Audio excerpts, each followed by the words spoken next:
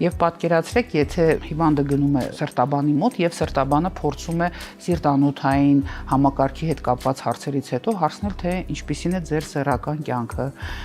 ինչ ակտիվություն ունեք, ինչ հաճախականություն ունեք, հատկապես այս հարցերը շատ կարող են ագրեսիա առաջացնել եւ այդպես գրգռել հիվանդին եւ նա պացիենտը կարող է չհասկանալ եւ մտածել, թե ինչու պետք է բժիշկը հետաքրքրվի իր ինտիմ կյանքից։ Նույնիսկ կարող է վիրավորել, այո, եւ այդպիսի դեպքեր կան, ես չեմ ուզում շատ այդպես բարձրաձայնել, բայց դա շատ կարևոր է, որ մենք ճիշտ հասկանանք, որ երբևիցե ոչ մի բժիշկ չունի անձնական հետաքրքրություն ներխուժելու իր անձնական կյանքը, ուղղակի քանի որ այդ հիվանդությունները փոխկապակցված են, շատ կարևոր է, որ մենք անպայման բարձրաձայնենք դրա մասին եւ ասենք եւ այ հենց այստեղ կարող է լինել օգնությունը եւ ավելի հետո, երբ որ մի տարի հետո շատ ավելի վատ վիճակում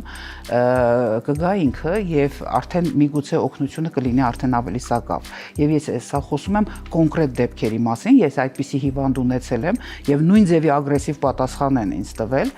եւ դրանից հետո իդեպ ասեմ եւ կինը եւ տղամարդը կարող են ունենալ սեռական ֆունկցիայի նվազում եւ կանայք էլ փորձում էին այդպես ագրեսիվ պատասխանել, որ դա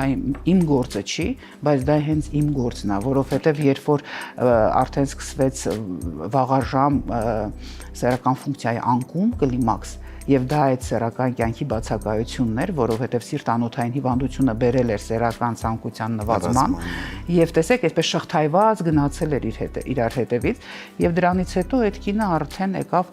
վաղաժամ կլիմաքսով, վաղաժամ կլիմաքսից հետո սկսվեցին օստեոպարոզը,